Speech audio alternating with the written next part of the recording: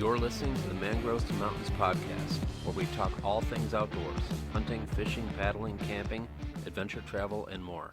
Thanks for listening. Jason Samkowiak. Am I saying that right? You got it right. Yeah. Okay. I grew up in Buffalo. I assume it's a Polish name, or is it Russian? Polish. Yep, Polish. Yeah. The W sounds like a V. Yep. Yeah. Most of my friends were Polish Americans in Buffalo. So yeah, we learned early on how to say Pozlimski and just you name it. A lot of my teachers too had Polish names. But so I've been listening to your podcast since I think what was the year that it started? Traditional Bowhunting Wilderness Podcast. Do you know? I want to say it was 2009 or what? No, I want to say it was 2009 or 2010. I think I'd have to go back and look somewhere in there. 9, 10, 11, somewhere in there. Yeah, but I think it's been going on about 10, 11, 12 years, somewhere in there. It's been a while. It's amazing. I've been listening since I think maybe the first year. I've heard almost all the episodes. I think the ones that aren't specific to hunting, maybe I haven't heard all of those, but certainly all the bow hunting ones for sure I've heard. So yeah, you told me you used to listen to them when you were driving back and forth down there to bait for pigs and do all that stuff. Yeah. Made the trip a lot more palatable. So yeah, that was great, and I learned a lot. So yeah. So and then it's still active. It's still you're still going with that, of course, right? Yeah, I haven't changed any. All I'm doing now is add more content into stuff. I'm trying to make it where I can make a living full time as a content creator. We sold our house in Michigan, moving to Georgia full time, and that's going to happen in November. But since I sold my house, I paid off my house in Georgia, we don't owe a penny to anybody. And wow. So I'm going to, hopefully, do this full time, and then I'm going to get to hunt a lot more. My plan is to hunt 3 days a week, every week for forever from now on. Oh, I love it. That's a dream. That's great. And I mean, you're probably the busiest guy I know. I mean, in terms of seems like you're always doing something. It doesn't bother you to drive from here to, I remember when you guys came down to pig hunt, you just drove straight through from Michigan to Florida. Yeah. And then drove back. Down there. Yeah, we actually hunted. Remember, we hunted that last night there. We hunted, we got down there with you. We hunted that first day, and then you told me you could even hunt them at night, when I was down there with the kids hunting. And you said, yeah, you can hunt them at night here too. So I said, oh, all right. So I went back out there at 11 o'clock, sat till 4 a.m., came back, slept for an hour. We took the kids to Vero Beach and went on the beach all day. And then that next night, we hunted all night long, and then remember we left that night and drove straight back to Michigan. I do remember that. That's amazing to me. But yeah, I mean, I guess you're used to it. You do a lot of driving for your photography business, and so you're used to being on the road at weird hours. But still, it's impressive. I couldn't have done it. No way. Yeah, well, I try to not do those overnight drives too much anymore now, just because I don't know what it is, but as I'm getting older, it's more the point of I get sleepier easier. So I don't want to risk it kind of stuff. There used to be a time where we would drive all night for every hunting trip. We would leave after work, drive 15, 18 hours right through the night, or for snowmobiling trips, we drive all night long. Now, like I said, I don't do that too much anymore. I'd rather just drive when I'm more awake than worry about risking falling asleep somewhere, Oh yeah, that's smart for sure. Yeah, it's not a good feeling when you're feeling your eyelids are getting heavy, on the highway. That's 5 a.m. to 9 a.m. is my danger zone. That's where I gotta avoid. I try everything I can to not be driving between 5 a.m. and 9 a.m. Huh. Interesting. Yeah. So you said the move is coming in. You're in Michigan now though, right? You're still. We are renting a house in St. Helen in Michigan right now. We were fortunate to find a guy that's got a house that he VRBOs, and he's actually rented it to us for just 5 months. So it's fully furnished, it's everything, and it's a nice place that we can, we're here till, and then I finish out my last weddings are the weekend of Halloween. And then I am leaving right from here after that day. Now I'm taking Tina down to Georgia full time the last week of September. She'll be down there. And then I'm going to drive her down with her car. I'm going to fly back. And then that way I'm here with my truck. And then I will finish out October here. And then when I leave here in October, I'm stopping at a different state on the way down, where me and my buddy Joe, we're not going to Missouri anymore. So we're going to go hunt that state for 10 days. Then I'm going to leave there, head down to Georgia. when I get to Georgia, I got one wedding to shoot down there, and then I'm going to give Tina a kiss. Then I'm going to drop my trailer off. Then I'm turning around and driving 16 hours to another state for 10 days of hunting out there with John. So then we come back. Then I have Thanksgiving, and then the next weekend I got to drive to Michigan for 2 more weddings, back to back in a weekend here, and then I drive down. So really, like December 15th is when I'll actually be in Georgia, settled and ready to start hunting. Unbelievable. Wow. That's a full It's schedule. It's exhausting just hearing that. Oh my gosh.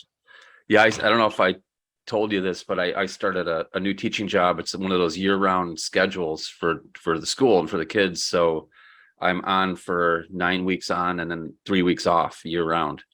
Nice. So I'll have off from the last 2 weeks of September, first week of October, and then I go back for 9 weeks, and then I'll have like a month off in December into January. So for hunting, it's just, this is what I was looking for a long time, something like this, where I could actually get some time in the deer woods, because I love pig hunting, but I really miss good deer hunting. So at least I'll have some close by now. So, and I'll have some time to do it.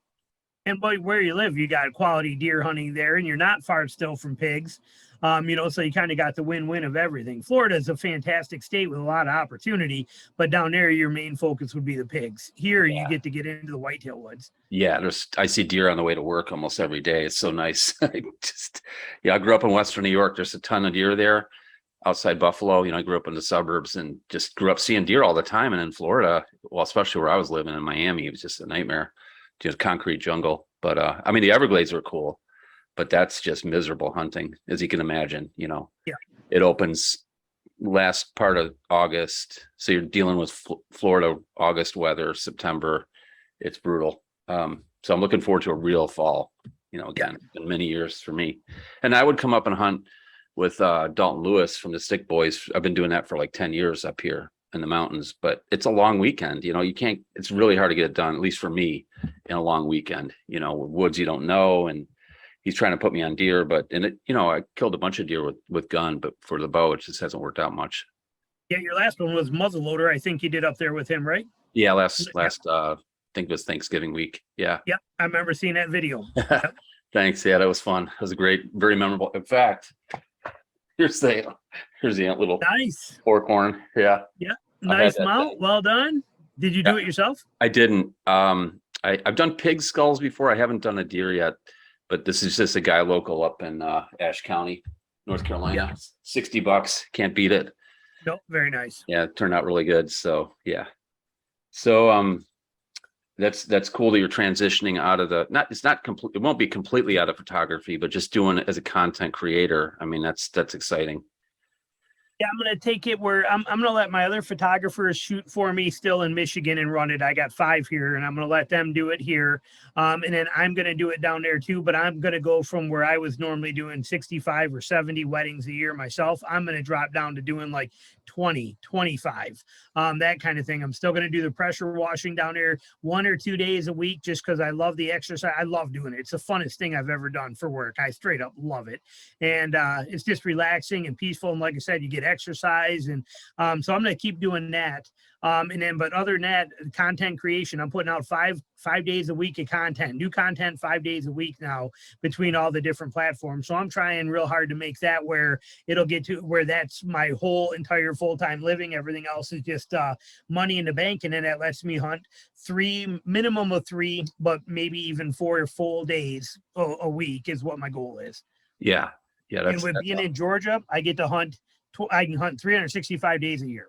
And I'm also going to get into some of this herping stuff a little bit too. I don't know why, but I'm really interested in it, but I want to learn more about these snakes, and I bought all the tools, and I want to start getting into some of that kind of stuff. And I don't know why, it's just trying to learn about it, but it's something I can't wait to get down there and start doing. That's cool. And that's a great place for that. Just being in the South in general, there's snakes everywhere. So that'll be super cool. And then just backtracking a little bit, the podcast, I'm sure you've been asked this a million times, but what was the inspiration for the podcast? Like, I know you've always been a bow hunter. Just go ahead. You mean for why I started to trace? Why did you start it initially? Yeah. I was listening to, I had to drive. Okay. So I lived in Northern Michigan. I live up here and I have my wedding business is all Detroit based. So it's 3 hours each way. I would go down there on a Thursday, spend Thursday meetings with people, Friday wedding, Saturday wedding, and then drive back home. So I had 6 hours a week in a car, and I was spending that time listening to Jack Spirko and the Survival Podcast. Just every day he had a new podcast, and it was always something that was right up my alley. Self-sufficiency, self-reliancy. And so I was listening to that, and he did it at the time in his car on his 40-minute commute every day. And I thought, well, you know what? I could do this about bow hunting. And there was nothing out there like it. And I thought, on traditional bow hunting, I thought, you know what? So I'm going to give it a try. So I bought the stuff and did it. And, I sat down and I made a list. What is my goals with this? What do I want to do? Do I want to be entertaining? Do I want to bring guests on? Do I want to be educational? And I just said, well, I'm going to start it as educational and try to just teach people as much as I can. And that's where it started. That's how it's been. And, now I think there's almost 500 episodes on there. That's incredible. I think when you started, I think it was the only traditional bow hunting podcast that I'm aware of. Yeah. I think it was the first, it had to be one of the first, if not the first. Right. Yep. And I don't think there were any other ones at the time, but I'm glad there is now. I'm glad there's so many out there. I love that because I'll tell you what, right now I've been so busy. I'm so far behind on podcasts, catching up with people's stuff, I tell you, when it's hunting season, I can't get enough of them. I listen to them nonstop. And even with what's out there now, I run out of them in no time. And then you're begging for more of them. And there's not enough to get you through, so the more the merrier. I love the fact that they're out there and they're coming around more. Yeah. Yeah. And it's just good information in most cases. Probably, most traditional guys are avid hunters or they wouldn't be shooting traditional, right? So it's good information. The thing that stood out to me with yours was you could tell, at least I could tell. Let me back up a little bit. I didn't have any mentors, like hunting mentors. I was almost completely self-taught. So it was all trial and error. Every swing and a miss on a deer, every tech equipment, all that stuff I had to learn on my own. And it seemed like I'm thinking your background was similar to that. And I don't know, maybe you had a mentor. Or did you not? Or mine was all self-learned too. No parents hunted, no nothing, all 100% trial and error on my own. Yeah. And I think trying to find the right words for this, there's certainly nothing, it's great to have a mentor. It's great to have a grandfather, a father, uncle, whatever. But a lot of the work's through no fault of their own been done for them, right? By that other person's experience. But when you learn it yourself, it's true. So when you would make statements that, your opinions, I held them in such high regard, still do, because I know you learned them yourself. You didn't read it in a magazine, you didn't watch it on a video on YouTube or when videos were out, were a big thing, DVDs and all that. It was all trial and error, and that just goes a long way to me. Yeah, and you're right, because then you learn not only what to do and what not to do, but you learn how to bend the rules when you need to. Mm-hmm. Even it's funny with my photographers, when they come up to be, when I start having them shoot for me, one of the first things I do is I make them bring me 150 images that they purposely screw up. And when I tell them I want that, they're like, I don't understand. I'm like, I want 150 images that are just barely screwed up somehow or some way. Now, how do I do that? Well, you tell me. You just give me 150 images screwed up. But when they do, and then I show them to them, I say, see how you did this? Now notice this. Now, if somebody asked you in the middle of a bright sunny field, and they say, hey, we want one of those silhouette pictures we saw on your website, you now see how you can do that because you screwed up here trying to not do it, but you see what you learned, and you teach them this stuff, and they learn more from those stupid 150 images that they tried to mess up than they do from me telling them how to do things correctly.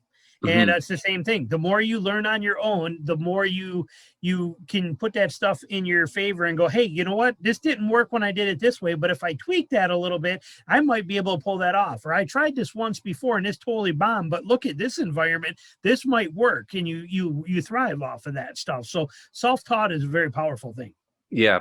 I do a similar thing with my students. I teach art, elementary school art. I've taught middle school art too, but with the younger kids, I have them have a sketchbook, right? And they're not allowed to take anything out of it and throw it away, even if it's the worst drawing they've ever done, because you see the progress over the course of a year, right? And especially in a child, because maybe they haven't had any real drawing instruction before.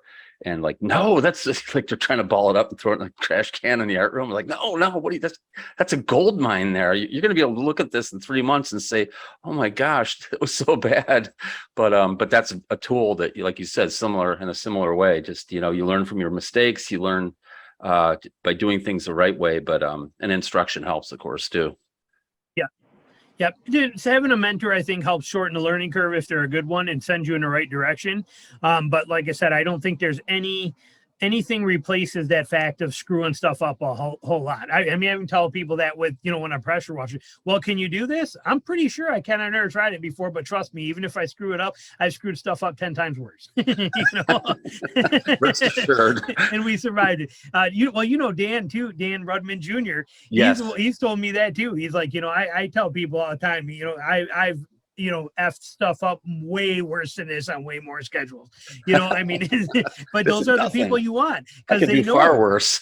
Right, exactly. So but those are the people that are experienced and learned and know how to avoid it. Yeah, he's got a new YouTube channel. I don't know if you watched any of that. I think it's called All Right. Dan. Yeah, it's really. Yeah, he just sent me he sent me some links to it. Actually, I think he was a little mad at me because I said, well, send me the link to the channel. He's like, I did. I sent you one in May. I sent you one in May this date. I'm like, I didn't even see him yet. So I got them all. He sent me links to them. And when I start editing tonight, actually, because I've just got back, but when I start editing, I'm going to watch them. I'm excited to check them out. Yeah, he just did one on the Great American Road Trip. So taking kids on a family road trip, the value of that. Yeah, Michigan, yeah. Yeah. And I was born in Grand Rapids. I don't know if you know that, but haven't been back in years. But this is totally off topic. But I think it's Compton that has the Big Game Classic. Correct. Yeah, in March next year they're having it in Grand Rapids where I was born. So I already told my wife we're going. I don't care what I have going on. We're going. I haven't been back to Michigan in so long, and that's my hometown.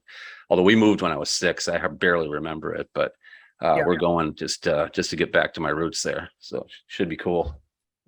Yeah, they came up here. They went to Traverse City and did a whole bunch of stuff up there. They had the time of their life, the whole family trip up there. Yeah. And I was talking to him when he's up here, did some fishing up there. And he had a blast. But yeah, I got to check out his podcast for sure. I'm excited. Yeah, I think you'd like it. Yeah. He doesn't pull any punches like you. Yeah. I was talking to him yesterday about it. He was calling on how to make thumbnails and how to edit stuff in Premiere and how to put text on there. And, so yeah, he's all fired up and gung ho about it. So I'm excited to check it out. My son's, like I said, he's with us now, and he's certified in Photoshop, Adobe Premiere, all these. That's kind of what he did in high school, and he's going to continue in college. But so he's been doing the thumbnails for me for the podcast, for the YouTube channel, and he can just figure stuff out. I mean, I think just being a kid, 18-year-old, he grew up with computers as opposed to us, so they're he can just figure things out in a second. That would take me for hours. I'd have to Google it, several different sources to figure out how to just do something simple, but he's been a real big help to me lately here. Yeah. And they got the patience for it. It's like Bella, same thing. They got the patience to sit down and mess with this stuff. I got like 3 seconds and my wick's gone. If I haven't solved it or figured it out or can't do it, then I just start slamming stuff around and get up and go outside. It's like, I don't like computers. Speaking of outside, yeah, me either. Speaking of outside, do you have a place to shoot there? In Georgia? No, in Michigan, where you're living now. Yeah, I do actually. It's kind of nice. We back up to a vacant lot. And so a lot of the videos you see now on my channel, the recent ones are from there. So I got a bag target leaning up against his wood pile out there, but it works. It serves a purpose. I get to shoot here. Yeah, good. Because you had a pretty badass setup at your other home with the 3D targets, and you'd shoot up from the tree and all that. That was really cool. Yeah, Great that's practice. gone now. Yeah, that's all gone. But I do have in my place in Georgia. I just built my backstop for it. Made a video about it. It's not published yet, but I just built my. I got one of those Harbor Freight or Tractor Supply horse stall mats. Built a frame around it. Now I got my 3D targets in front of there. I can shoot 30 yards in my backyard in Georgia. Nice. So I'm excited about that too. But like I said, hopefully the majority of my practice once I get down there will be stump shooting and live animal shooting. Cause like I said, 3 days a week, I plan on being in the woods chasing stuff. Yeah. So, like judo points, shooting stumps and stuff. Yeah. Just don't shoot a cypress stump, cypress knee. Yeah. Those not good. They don't work real well. No. Yeah. And then, so you're eaten up with the pig hunting like I have been for the last 20 years. I love it. I love the freedom of it. I love the get rid of the stand, get rid of the pack. I like not walking to one tree and sitting there for hours. Every pig hunt is a nonstop adventure, whether it's snakes or gators or bugs or pigs or whatever it is, or just neat things that you find. I mean, it is nonstop adventure. Every single second you're in the woods. And if I don't like where I am, I move to the next spot. If I want to go through somewhere quick, I keep going. If I want to take my time and slow down, I do. It's just pure freedom on every level. It is my favorite thing to do. And I'm not giving up deer hunting ever, but I mean, I definitely, especially when pig or deer season is over and you just got done spending 3 months in a tree, you're ready to get out of the tree and start moving. Yeah. Even just, and I know you do a lot of morning to evening sits for deer, but even just hunting a morning for deer in a tree stand, and you get down and you get on the ground like, oh, this is awesome. I can walk. I can look at things. The topography is changing because I'm moving. You know, every time you take a step, it looks a little bit different. And then you're in a way getting down out of the tree stand, you know, and all of a sudden it's a whole new world. You don't have to worry so much about freezing your ass off. You know, you can walk, you're warming up, especially later in the fall or winter. Sitting in a stand is not my idea. I mean, it's great because it is very effective. And it's nice to be up high and you can see the world, you know, around you, but there's something special about just still hunting, and just hunting your way back to the truck is cool, you know? Yeah. And my days of tree stands they're not, I don't know when it's going to be, but there's a timer on that. I'm not going to do it for a whole lot longer. You know, again, even for the deer hunting, it'll be more ground hunting, still hunting. I like that better. I like that method. I'm not a big buck hunter anyway, so I don't care. But that's my form of hunting that I seem to like a lot more. Now, again, I'm not saying I'm doing it yet because I do still like being in a tree, but the day's coming where I won't want to carry a stand anymore. I don't want to deal with sticks and harnesses and climb the tree. I won't want to do that. I want to be totally just, independent, free, and mobile. And that day is coming. I don't know if it'll be next year or the year after, but I see it. I'm never going to buy another tree stand. I'm never going to buy more climbing sticks. I'm never going to get into any of that stuff because, like I said, the end is near for me when it comes to being in a tree. It'll be time to move on to the next chapter, which is that freedom. And you did kill a doe, right, on the ground last year? I did. Yep. But you learn so much from hunting pigs, as you know. You learn how to walk, you learn where to move, you learn how to use the cover, you learn how to take 2 twigs and a berry, that are sticking off of a tree and hide behind it. You learn to do all this kind of stuff when you're doing that. And I used all that stuff to my advantage. And sure enough, yeah, even in those dry leaves, but that's my second one now. Then the year before that, I killed that doe in Missouri in those cornflake leaves with a pack, a stand, sticks on my back, and a blue t-shirt. I forgot about that. Yeah, that's right. And I was able to kill that spike there. But I mean, it's like I said, in both of those 2 deer, that spike in Missouri and that doe in Georgia last year, I don't mount a whole lot of deer. I save the antlers, and actually even the couple I killed last year, I haven't even cleaned them yet. They're still sitting there with bugs all over them, down there in the shed. Yep. But I'll get to them eventually. But I just don't care about that stuff. But if I were to put something, if I would have mounted either that doe or that spike, they would be going wherever my most prized trophy is on the wall. That's where I would put them. They have more power to me than any of the deer I've killed are those 2 because of how it was done. Yeah, I have a bow rack, and it's the bow holders are 2 11 pointers, 2 spikes sticking out of the wall, and one is just barely legal. It's like a 5-inch. I shot it in the Everglades, and a miserably hot day. I almost died dragging it out. It was so hot and humid, and I ran out of water. I was 2 miles from the road, and that's the most memorable deer of my lifetime. I've killed bigger bucks. I've never killed a monster, but I've killed 8, 9 points, plenty of times. But this one is the most memorable one, even though it's not the smallest deer I think I've ever killed, the smallest racked buck ever, other than maybe a button buck. But yeah, that's the most important one there for me. Killed it with a bow too. I missed it at like 25 yards, and it ran under my tree stand and stopped at 6 yards. And I almost screwed that shot up, but I hit it and it ran 40 yards and fell over. But yeah, Yeah, I'm not a trophy hunter by any means. The trophy's the meat, and the experience is the trophy, really. That's the key, the experience and the adventure, and what you get out what you put in. And if all I put into it is walking out, picking a tree, climbing up there, and a deer walks by and I kill it, I'm not getting out a lot out of that. No, I mean, I'm not knocking it. Like I said, it is still my favorite way to hunt, but I just, in my mind, I see the light at the end of the tunnel that is going to be that time, very, very near future, where I say, you know what, and I'm going to take my stands and my sticks and have big packs and all that stuff, and I'm getting rid of them, and I'm going to have a haversack on my side or a small little pack, and I am just going to go hunt, and I'm going to still go to these places, but I'm going to ground hunt. But even like when I do these rut hunts out of state in these hill country places, I'm hanging a stand 3 or 4 times a day. I'm tired of that. That gets old. I'd rather just get up and walk 10 yards here and set up there, and then walk 10 yards up this way and set up there. I look forward to that challenge and that freedom that it gives me. Yeah, my friend Ryan Gill. I don't know if you know Ryan from Hunt Primitive. He's Yep. Yeah, he's already got a deer down. He killed one, I think, opening day in South Florida. It opens, I think, July 31st, the season. And Ryan Gill already has a deer down. He actually missed one, still hunting, the bow with a self bow. I think it was like 20 yards away. And he actually got it on video too. And he shot, it was quartering away, shot between its legs, like under its heart, like missed it. If it'd been that much higher, you'd have seen it go down, And so then he set up another spot, and there was some trails coming into this area where the deer had just been a lot. And a doe came in a range, and he shot right over its back. It made a big circle, came back around, and came in on the trail that was right in front of him, and he double lunged it. He watched it go down, just like then all that crap. And he was just tucked into some palmettos. He just took a clipper, and he just hardly ever hunts out of a tree, and just clipped this way back into a pocket of palmettos.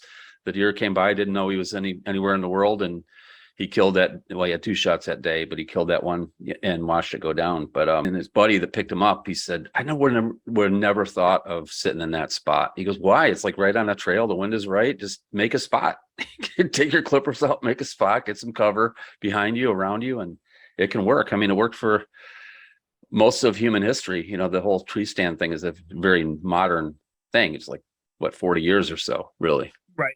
Plus, there's so many people doing it now, so many saddle hunters, so many tree stand hunters, and so many of them becoming mobile, that the pressure, and like here in Michigan too, the pressure is getting so bad that I have to find different ways to get away from that. One of those is going to be the ground. There's a lot of places here that I can hunt that will never see another hunter in because there's no trees for them. Mm-hmm. And, so there's a lot of advantage to it. Like I said, I'm looking forward to it. I'm not ready to stop it yet. But it is, I see it in the near future. Like I said, I won't buy another stand, another set of sticks, another anything. I am almost out of that game. It's coming to an end pretty soon. I don't know how you feel about heights, but I'm not a big fan of heights, and it's always been an issue for me shooting out of tree stands and just climbing in and out of the stand. But I'm going to try to do it. There's a lot of pines here in this part of North Carolina, so I think I can get away with being fairly low with a lot of cover around me, and still hunt from a stand, but 12 feet up instead of 18, because that to me, that's brutal. I don't know how people do it. I'll tell you what, most of the deer I've killed, I wouldn't say most, but I would say 30% of the deer I've killed at 8 feet or less in a stand. Wow. I only climb to cover if I don't need to, because usually when the higher you go, the more you lose shooting options, because you get up into the brush around you. So there's that sweet spot. And a lot of times in the swamps, that's 6-8 feet. There's times, there's times I can literally reach up from the ground and grab the platform of my stand, is how high up I am. Wow. That's so really don't cool. think you got to climb high. And what kind of trees are those? Are those pines, or are those, what are they? Yeah, tamarack, pine, anything like that. Or even, it could even just be a birch tree or a aspen tree that's tied into a clump of other ones. If I have any kind of cover there, then I don't need to go higher. I don't go higher. Yeah, that's great advice. Yeah. See, that's another thing that what I was talking about earlier, that comes from experience, as opposed to learning. I don't want to knock anybody, but just learning stuff from YouTube only, where you don't have, or somebody said, well, this is the only way you can get, you got to be at least 20 feet. Like, really? No, right. Not so much. No, not even a little bit. And actually for us traditional guys, it's even worse. It is. Our shot angles, we end up one lunging a lot more if we're up there. I'd much rather be at 12 feet than 20 feet. Yeah, absolutely. Any plans? You talked about, you always have fall whitetail plans. Any plans to go out west for other game? Have you done a hunt like for elk or for, yeah, I know you've done bear hunts, but Bear hunts, caribou, up north in Canada, that kind of stuff. But I've never been interested in elk, mule deer, or antelope. And the reason for it is it's just hot, it's big, it's open, it's a lot. I've done a lot of javelina hunts, but the elk and mule deer and antelope just have never. I just can't see spending that kind of money and taking the time off in August or September to do it, which is when my busy season is. So I never, with the weddings and stuff. So it's never been species that interest me. If I'm going on a hunt that I'm going to pay for, it's black bear or moose. Those are the two that are worth spending money on for me. Otherwise, I'll just keep going for free whitetails in states and now hogs too. That interests me a lot more than, spending a couple grand to do an elk hunt. yeah, I've told people before that my dream hunt is a javelina spot and stalk hunt. Forget moose, I think a moose hunt would be cool too, but I'm not interested in climbing to 8,000 feet for elk at this point in my life. At 85 degrees, right? Yeah, exactly. Yeah, it's always an early season hunt, late summer hunt. And yeah, no thanks. I'd rather hunt pigs in the swamp or sit in a tree stand, in the pine. And yeah, I think we're in the minority in that case. I think maybe it could be just a romance of hunting out west in big country, but yeah, for me, that's not a dream hunt at all. Well, you said javelina, and I'll tell you what, I've taken 6 or 8, maybe 9 javelina. I'd have to go back and look, but in West Texas, spot and stalk over there around Marfa, and out there it's all private land. There is no public land really available, but they got sections, 6, 8 sections, which is the sections I think a mile, isn't it? I think it's a square I'm not mile. sure. I think a section, right. 640 acres, I think is a square mile. But so you got tremendous amount of terrain. And what they do is they would take you in Suburbans or a Jeep up on the high roads on the ridges, and you would park, and then you would get out and you would glass, and you would look for javelina down in the valleys. When you found them, you would stalk in on them. If you blew it, didn't work or whatever, you'd look glass more, didn't see nothing. They would drive you a half mile to another ridge. You would set up and glass, and then the stalk would be on. But I've taken Tina on that too. But those were some of the most amazing hunts. I've seen mule deer on those trips that I was able to stalk within 10 yards of world-class trophy mule deer in the rocks, and they had no idea I was even there. Got pictures of them. Wow. Just amazing trips, Yep. So yeah, that's a well worth trip doing. And those javelinas, they're wicked little dudes. They're tough little pigs, man. They're fast and they're sassy. Yeah, that looks like a blast. Any kind of pig hunting, or they're technically not pigs, but that just looks like a really awesome hunt. And spot and stalk is even better. It makes it even better. Someday I'd like to do that one. Now, did I see that you're going to be filming some hunts this fall? I am. I'm going to for my Patreon channel. I did a few last year where I did, but I did not I showed some of the shots on my pig hunts with like a GoPro type thing. I saw but those. YouTube is they're getting really bad with this stuff. And so I don't want to lose again. I can't lose the demonetization of my channel because of the 6 or 8 hunting videos I'm going to do when I'm doing hundreds of other videos. Like I said, this is a business for me. YouTube is a business, and I need to stay monetized. So I started a Patreon page, which is where I will show these full hunts, show the blood trails. YouTube can't monitor that. They can't give me a hard time about it. It's my Patreon channel. So all of my hunts start to finish, including every aspect, boning the animals out, blood trailing them, the actual shot, the whole thing will be on my Patreon stuff. And what's the Patreon? How do we find it? On Patreon, it's Tradbo Podcast. Okay. Yep. So real easy one. Tradbo Podcast on Patreon is what it is. But yeah, like I said, that's where a lot of that stuff will be. My Map My Hunt series. I got a ton of, there's so much member only content on there. And that's also where most of my hunting tips are. There's so many people now that since COVID that are in the woods, and the pressure is just through the roof. Fishing too. Fishing too. Yeah. So, I'm getting to a point where I don't want to give out these really good hunting tips anymore, because then I don't get to do these things because other people are in them. Used to be I could tell people how to mobile hunt all day long, but only, very few did it.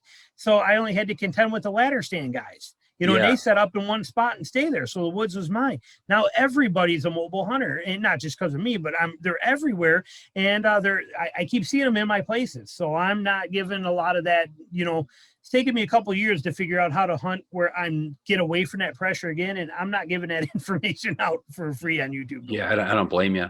And you're one of the first mobile hunters that I'm aware of. I mean, I know saddles have been around for a long time, but with the, you know, just small tree stand, hiking in and doing a lot of scouting from the computer. You're one of the first ones that I'm aware of that was doing that. Yeah. There's a lot of guys that were Warren Womack, Dan, you know, Info. Oh, yeah. A lot of guys that were, but I've been doing it for a long time, and I love that hunting method. Those ultralight lock-ons, his Windwalker stands and his woodpecker screws. You know, I mean, these guys, this is not new, but it's definitely it's become very mainstream, especially with the saddle stuff. So many people are now mobile hunting. And, you know, I did a podcast called The Consequences of Mobile Hunting and Saddle Craze. And it covers a lot of that as far as, you know, I mean, now the prices do, you know, the freedom that we've had for the last 25, 30 years of mobile hunting where nobody else was doing it. Now everybody's doing it. So the prices now do. And the other similarity to that, or the similar consequence from cyber scouting, you know, where guys are learning how to do that from their computer, scouting places and going in. I think you were one of the first ones that talked about that too, where you can go to hunt a place you'd never been before. You can scout it online and just knowing from the topographical maps or whatever terrain features to go there blind and then kill a deer. It's amazing. It's amazing. Yeah. I seriously never scout anymore on foot. I really don't, because I'm hunting so many different places. But, you know, even I was just talking to Joe yesterday, like 1 o'clock in the morning, driving home from a wedding. He had just got out of a wedding. I was talking to him. I'm like, hey, that state we're going to first week of November. I'm like, I know it. I know the size. I've printed out the maps, but I'm not sure I'm gonna have a chance to really do much scouting on it. He said, we don't scout anyway. You know, we figure that out the night before while we're sitting in a tent in the cot, and we go, here's where I'm going to go tomorrow. And I laughed because he's right. That's really how we do it. I can't tell you the last time, other than like leaving a spot in the morning and moving in the afternoon, I may scout my way over there, but 99% of the spots, I'm picking them from the computer, and then I'm going in there and figuring it out right there on the spot, even in the dark, and hunting it. Just with just a headlamp, just finding your way to that spot with what do you use, OnX or one of those? I use a GPS and I use OnX. OnX a lot more, but I've still haven't. I make sure I got a GPS with me. I don't trust OnX for blood trailing very well. I think they cut corners with their little breadcrumbs and their little tracking thing. I think it skips a little and cuts corners where the GPS doesn't. So especially for blood trailing, I want that GPS if I got a grid search. And it's a good fallback and fail safe. But more and more, I'm leaning more and more towards. OnX is so easy. I don't have to download all the maps ahead of time, or go to Google or Bird's Eye Imagery and make all these things. I don't have to do that. It updates regularly. I definitely become a big fan of OnX. Yeah, same here. And which just out of curiosity, which GPS do you use? I still use a Garmin 64. Okay. That's the one that looks like a regular one with a little mini half antenna on it. Yeah. But I like the E-Trex lines too. I don't even know if they still make those, but those are really good. But down in Georgia was why I really noticed the difference with that 64. When you get into some of the nasty stuff down there, it works. That 64 with the antenna works a lot better. Yeah, I had an E-Trex that I would use in the fishing in the Everglades, and you get into the canopy with these mangrove tunnels, where you can't hardly see the sky, and it you're lost. Not lost, but you know where you are. The GPS doesn't know where you are. Yeah. So I learned to just clip branches on my way out in, and then find those little clippings in the way out, that kind of thing. Yeah, same with the bear hunts in Canada. The E-Trex one would cut in, cut out. I started carrying that 64, and it was gold. It was fantastic. It just held reception a lot better, so I like it more. Mm-hmm. And then we were talking about in the break before we started this second part here about filming. By the way, I'm super excited you're going to do that because you're a professional photographer. It's probably some added pressure for you, but I know it's going to be good. And you've been filming for so many years, your YouTube stuff. So, what's your setup for that? Do you have a particular one, or is it just a general question? Yeah, the interesting aspect of it is the fact that since I do make a living with a camera, I am, you know, that old phrase, you know, the only place you find a leak's a plumber's house, or never buy a car from a mechanic. Well, Yeah. the same is true of this stuff, because realistically, for the past 12 or 13 years, everything I've done on YouTube, for the most part, has been done on my cell phone. Oh, wow. Yeah, and but I know how to use that cell phone. You know, Right. I know how to use it with the right settings, and I know how to pick where I'm at, and I know what it's capable of. So I use that a lot, but I did buy a Sony ZV-1 this year, which I'm excited about using. I've been making a lot of my videos lately with it. And then I got, you know, I do have some of my DSLRs that I use at home for my videos there, but in the woods, it's going to be a Sony ZV-1 on a DIY bow hunter camera arm.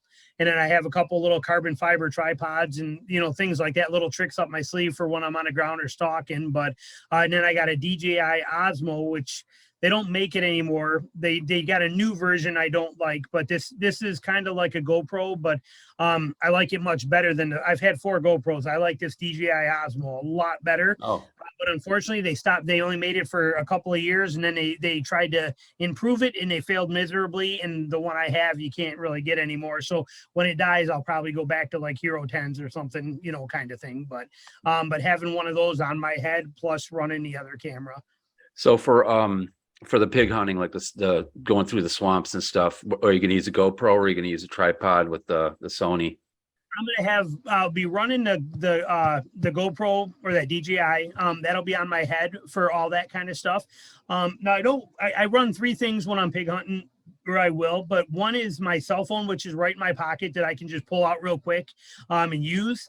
And then I have that GoPro sits right in the side pocket of my pack or in my hip pocket or in my cargo pocket. So I can pull it out and throw it on my head really fast. Okay. So then I put that on whenever I see pigs or I'm getting ready for them or I need to. I don't like the view of that GoPro for me talking about tracks or pig rooting or wild. I don't like that look of it. So I use my cell phone for that. Well, now that Sony will come in handy for a lot of that stuff too. And I'll have it on that. I carry it on a carbon fiber light stand or a carbon fiber mini tripod that only weighs, the tripod version only weighs it's like 1 pound exactly. Wow. And it's awesome. This thing's incredible. And I'll probably use that a lot too, because then I can set it. What I'm hoping to do with that is be able to set it down for that final stalk on pigs. And as I move forward, you see me come into the frame. So I'm capturing a shot on my GoPro, but you're actually capturing me hunting it with that Sony is what my intentions are. Will it work out that way? We'll see. Will I get frustrated and cranky and leave it behind and never go back and get it again? We'll see. Yeah, like where I've filmed most of my pig hunts, it's mostly pastures, like open pasture. It's tough to do it in the woods, I found, but it can be done for sure. But yeah, I used to do that a lot too. I actually shot many pigs just carrying my tripod, moving it. And when they put their head down, I just creep up 3 yards, move the tripod, like try to, you know. Yeah. But I like the idea of having the GoPro on your head and then the tripod with the bigger camera capturing the whole scene. I think that's a great idea because you hunt like me, you hunt alone a lot. So, you know, you're a one-man show for that. Well, for the most part, right? Yep. I don't really like hunting with a lot of people. I don't mind taking people out once in a while, but I'm not a group hunter. I want to be I'm on my own, go my way, do my thing. I'll hunt with people. It's like, okay, what time do you want me to meet you and where? Great. Goodbye. I'm gone. You know, That's how I am too. Yeah. I remember growing up, I hunted with some buddies in high school friends, you know, after high school. And we used to hunt this spot called the Alabama Swamps, but it was in New York State. It was kind of in between Buffalo and Syracuse, a swampy area. And we'd get there like an hour before daylight, deer hunting. And okay, guys, I'll see you at lunch. And they're like, what?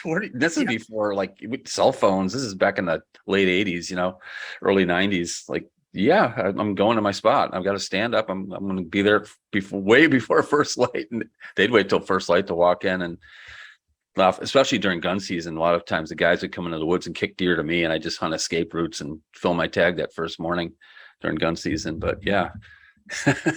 I like to hunt, especially bow hunting. It's a solitary thing, you know. I mean, the only time I really bow hunt with another person is if I'm filming for them or they're filming for me. That's pretty much. Yeah, I remember the first time we were Steve Trey was in camp with me and Joe. It was me, Joe, Steve, and Larry, we were all camping together in Missouri, and that night I was making peanut butter and jelly sandwich. He's like, "Oh my God, you're eating again?" I'm like, "No, this is lunch for tomorrow." He's like, "No, we're making lunch." I'm like, "Well, you guys are. I'm not going to be here. I'm not coming back for lunch." And he's like, and then it was after dark, and I'm getting a phone call, from him and text messages. "You okay? Do you need help? Where are you?" He's like, "No, I'm scouting. I'm working.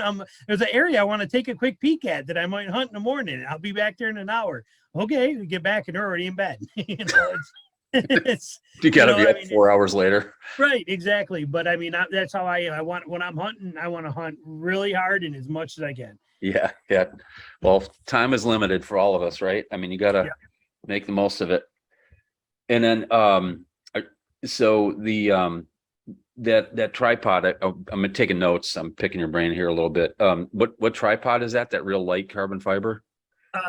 I will have to send you a link because it's Obgen or something. It's one of the it's a like a knockoff. It's not like a Manfrotto or any pro grade anything, but and I think it was 100 or 120 bucks, but it is 1 pound.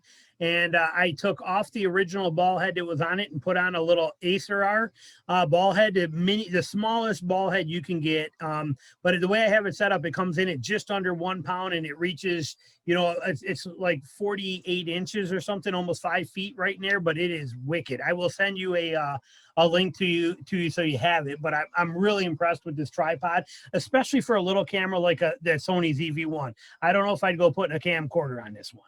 Okay. Yeah. As far as weight, this is weight. Small, But there's a lot of them on there, and I'll tell you what, those carbon fiber Amazon tripods, I own like 8 or 10 of them, and I use them for so many different things, and they work really good. Those are those ones that are like $60 or $40 or knockoff Gecko or whatever brand they are. But they are really solid and they work really good. So if you're looking for one, they got those in all different weight capacities that can hold. But they'll be closer to a 2 pound tripod, but they still fold up next to nothing, fit right in your pack. And that's lighter than what I have now. I bought some of those cheap ones at Walmart and they last, you might get a couple hunts, especially pig hunting. It's tough on your gear, but I broke them. They wouldn't even make it through a season, Yeah, those thin aluminum ones. The thin, the legs would snap off. Yeah. Terrible. they do the job, but not ideal. Need to upgrade. And then I remember you used to bow fish a lot. Are any plans to do that in Georgia, or is that not a thing there? I'm sure it is, and I do plan on it eventually. As a matter of fact, I just bought my first boat for down there. I bought a little 1548 John boat, and I was really debating on whether to go with like a stick steer setup or what I wanted, and I actually ended up going tiller with a deck on the front, so that I thought if I do end up building it out and want to put lights on it for bow fishing, I'm already set up for it. So will I do it? I don't know. I don't know what extent. We'll see. But I do miss it. I miss bow fishing. I haven't done it in 2 years since I started the pressure washing, where we used to go out, twice a week, every week, and I had that custom boat built for it. And I loved it. But, Bella's grown, she's gone, it's just, I still would enjoy it, but it's not the same as what it was when I used to take the kids out and hearing them screaming and laughing and, all that kind of stuff. So I probably will, but I no plans yet or anything figured out. But when I bought my boat, I bought it with the intention of, if I do, I'm already set up for it. Yeah. And you don't have to give the town away, but are you closer to the coast? Or are you more inland? Or I was just curious about saltwater fishing or like tidal fishing, if you're going to do any of that. Right. I'm about an hour from the ocean is where I am. So that's a very good possibility. Plus you got all that coastal hunting for pigs is phenomenal. And I bought this, but I was choosing, do I go 14 foot, 15 foot, 16 foot? Well, 16 will be a pain in the butt to get into some of these places. 14 will be too small for running to coast right there and out to some of the little islands. So I kind of settled on at 1548 to get me where I could use it for anything I want to do out there. And those coastal hunts are on my to-do list. Yeah, I did one with PBS last February. That was awesome. What a great time. Yeah. It's so neat because it was mostly windy, but when the wind would die down, or if it were like there was one afternoon it was still, you could hear the pigs out there chomping on the cane, stuff. Yeah, just chopping. You're hearing them like 100 yards away, and then you just get the wind right and put a stalk on them. I mean, I'm making it sound easier than it was, but that's just I'm hooked for life on that coastal salt marsh stuff. That is really, really cool. I mean, it's brutal hunting. It's physically difficult, but rewarding. it's so thick and it's so, I have not done it, but I watched all the videos on it that have been done between your videos, the Clay Hayes videos, the stuff like that. It is on my to-do list with it being only an hour away from me. I am all about it. Like I said, having that boat will let me do what I need to do out there, to be able to get into those places. So yeah, I'm pretty excited. Like I said, I got big plans for hunting down there. I think 3 days a week. I think you picked a great state for that. For just the pig hunting alone is worth moving there for, I think. Yep. 10 whitetail tags, 10 whitetails, 3 turkeys, unlimited hogs, a bear, and small game. And I can basically hunt on state land. Well, you're looking at August, September, October, November, December, January, February. You got, it's year-round hunting. Realistically. Yeah. And so it's a sportsman's paradise. We should edit this part out. Right. No, exactly. It sucks. Coastal pig hunting sucks. Well, they'll realize that as soon as they get down there, and they realize that there's eastern diamondbacks and timber rattlers, cottonmouths, and mud up to your knees. You're right. Gators everywhere, not to mention the gnats and the mosquitoes and the stuff that wants to eat you. And yeah. The mud is something else. It's like clay, but it's just sticky mud. It's not like mud you can just pull. Peanut butter. Exactly. Yeah. Yep. That's what it's like. And so they said on the PBS hunt, a lot of guys never come. They do one hunt and they never come back. Mm-hmm. That's what I said. I don't think a lot of people understand what it is. I just watched a video of a couple guys that went down to Georgia down there, and they went on a pig hunt down there, and they were in their hotel room the night before talking about, they were gun hunting with ARs. They're like, we're going to slay them, and this is going to be incredible, and blah, blah, blah. And we're going to be down here for 4 days.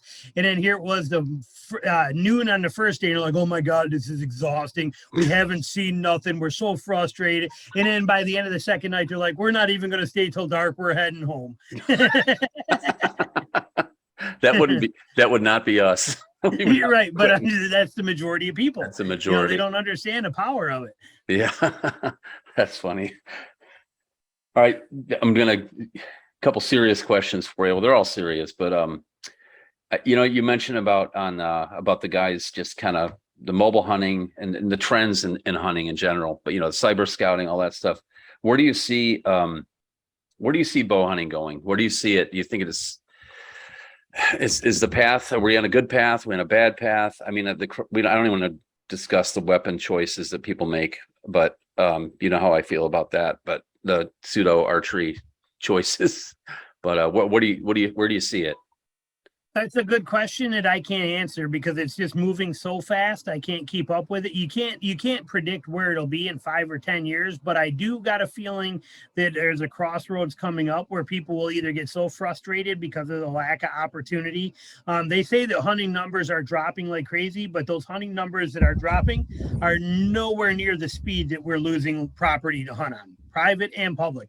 And there's so much pressure on public from the people that are getting into it, the more mobile hunting, and the fact that they've lost so much opportunity on private, they have nowhere else to go. So everything is overrun now. And I got a feeling 5 years from now that so many people are going to be fed up. They're just going to give it up and take up golf or something else or fishing. And that'll give us that wave of slowing it down a little bit, but I could be wrong. I don't know.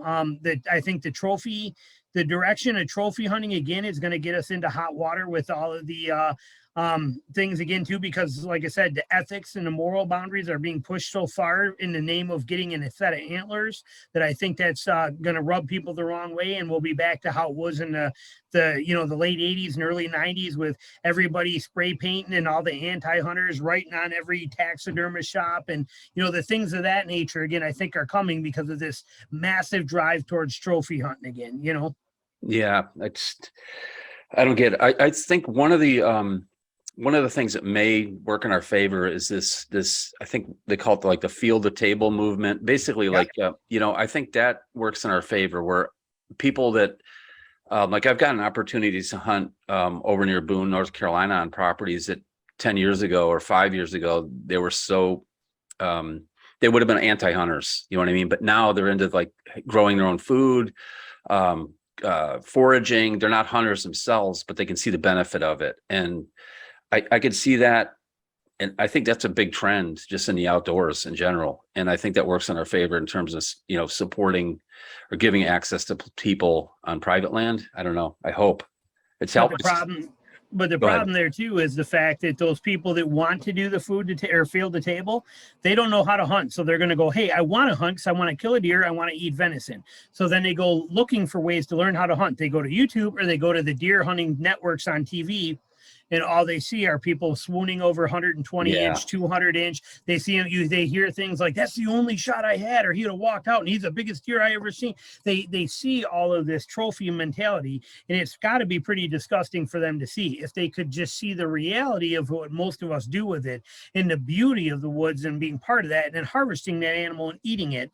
If there were more people that were making content like that, I think it would be a much better thing for us. Yeah. But the content you see is driven based on trophy status. Still, yeah, it's really sad. Yeah. And that's not working in our favor in any way. And it really never has. Right. Yeah, you can't eat antler soup, as they say. Well, Yeah. Jason, this has been fun. I know what I want to ask you. Do you have a most memorable hunt? I take these I call them nerd notes. I write myself notes in case I forget of ideas or questions. But that's one I was thinking of for you. Do you have one that just stands out? It could be successful or not, or this year I got one that hunted, or this November this year here in Michigan that hurts really bad, but was pretty amazing spot. But I set up in an area that was pretty good, a funnel there between a couple of bogs, and I knew it would be good. And I went in there right before gun season. So literally I was right between my Missouri and my Kansas trip. And I had one day to hunt, and I went out there in the morning, never had been in there, set up in there. And then I got a doe that comes through, and she comes walking by, and I'm like, oh, this is perfect. She comes by and she steps over this log. And I'm thinking, okay, here she is, perfect. She comes through. I shoot, it's like 20 yards. I shoot right underneath her. Okay, right under, like, oh, and she's gone out of there. Now I'm kind of bummed out. Well, not 10 minutes later, here comes the biggest buck I've ever seen in northern Michigan, just an absolute monster. And he has got his nose to the ground where she went. I'm like, oh my God. And I didn't have another arrow knocked yet. I knock another arrow. I'm ready. And I'm like, here we go. This is the log shot 2.0. He's going to step over that log. He comes by. I hit, right. I bleed. I stop him. I'm like, don't shoot low. Don't shoot low. I shot right over top of him. So in a matter of 10 minutes, I missed a beautiful doe and the biggest buck I would have ever killed in northern Michigan on public land ever, and missed both of them inside of 10 minutes in one spot. Ouch. It's beautiful and horrible all at the same time. Yes. Yeah, exactly. Only a bow hunter could laugh about that. Right. But you soak it up. But I mean, it was a great thing because I'm like, wow, this spot was fantastic. Yeah. I was there for 10 minutes. Now I did stick around a little longer, and I saw 3 more does out there, but no shots. But it was a really great experience for that fact. But it also just goes to show you how, I mean, stuff can go wrong. You got to shake it off and laugh at it. Yeah. There'll be times later on in life that I'm going to shoot and miss something, and I'm going to be bummed about it. I'm just going to tell myself, you believe me, you have missed way worse than this before. Remember 2021. Yeah, that's awesome. Well, on that note, Jason, thanks so much for coming on the podcast. It's been really fun. You've always been an inspiration to me, and you're really, I hate to use that. Well, you're sort of like one of the godfathers of the podcast thing, especially for traditional bow hunting, if not the one, but also just like the value and the information you've given for free over the years is it's amazing. And I really appreciate that. I've learned a lot listening to the podcast. I'm going to still continue to listen, of course, in the future. And also I'm looking forward to the hunting videos from this coming season. I appreciate it. Thanks for having me on. And like I said, I wish you the best with the new stuff in North Carolina and all that. It's going to be such a great season for you this year. I can't wait to see and hear about it. All right. Thanks, man. Appreciate it. All right. Sounds good. We'll talk to you soon. Yep. Take care. Yep. Bye. Bye.